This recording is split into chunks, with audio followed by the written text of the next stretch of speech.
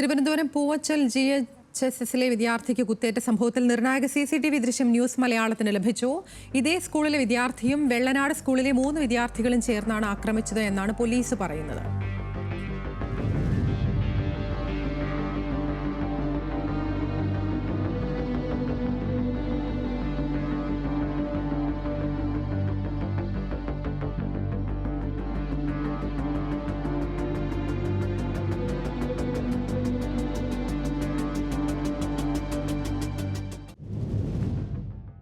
കണ്ടല സ്വദേശി മുഹമ്മദ് അഫ്സലിനാണ് ഇന്നലെ കുത്തേറ്റത്. VS അനുരാഗ് ഉണ്ട് വിശദാംശങ്ങളുമായി. അനുരാഗ്, ഈ കുട്ടികൾ തമ്മിലുള്ള പ്രശ്നമാണ് ഇത്തരത്തിൽ ഒരു കത്തിക്കുത്തിലേക്കൊക്കെ എത്തിയത് എന്നുള്ളതാണോ?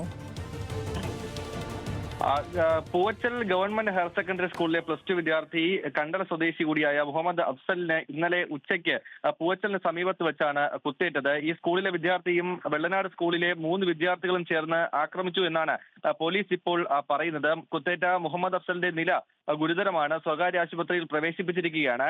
1 മാസം മുൻപ് പൂവച്ചൽ ഹയർ സെക്കൻഡറി സ്കൂളിലെ 2 +2 വിദ്യാർത്ഥികളെയും അവിടെ പ്രിൻസിപ്പലിനെ ആക്രമിച്ച കേസിൽ പുറത്താക്കിയിരുന്നു. ഈ സംഭവത്തിന് കാരണമായ സംഘടനത്തിലെ 2 പക്ഷത്തിലായി ഉണ്ടായിരുന്നവരാണ് ഈ കുത്തേറ്റയാളും അക്രമി സംഘത്തിലെ ഒരാളും എന്നാണ് പോലീസ് വ്യക്തമാക്കുന്നത്. പ്രതികൾ 4 പേരും കാട്ടാക്കട പോലീസ് കസ്റ്റഡിയിലായതായാണ് സൂചന ഉള്ളത്. ഇതിൽ ഔദ്യോഗിക സ്ഥിരീകരണം ഉണ്ടായിട്ടില്ല. പ്രിൻസിപ്പലിനെയും PTA പ്രസിഡന്റിനെയും മർദ്ദിച്ച സംഭവത്തിൽ പുറത്താക്കിയ വിദ്യാർത്ഥികളെ ഇതുവരെ സ്കൂളിൽ തിരിച്ചെടുത്തിട്ടുമില്ല എന്നുള്ളതാണ്. എന്തായാലും ഗൗരവതരമായ സംഭവം തന്നെയാണ്. സ്കൂളിലുണ്ടായ അടിപിടി അല്ലെങ്കിൽ ഒരു വാക്ക് തർക്കത്തിന്റെ പേരിൽ ഗുരുതരമായി തന്നെ ഒരു വിദ്യാർത്ഥിയെ നടു റോഡിൽ വെച്ച് മറ്റ് വിദ്യാർത്ഥികൾ കുത്തി പരിക്കേൽപ്പിച്ചിരിക്കുന്നു എന്നുള്ളതാണ്. ഈ പ്രതികളെ ഇപ്പോൾ പിടികൂടിയിട്ടുണ്ട് എന്നുള്ളതാണ് പോലീസിൽ നിന്ന് ലഭിക്കുന്ന അനൗദ്യോഗിക വിവരം.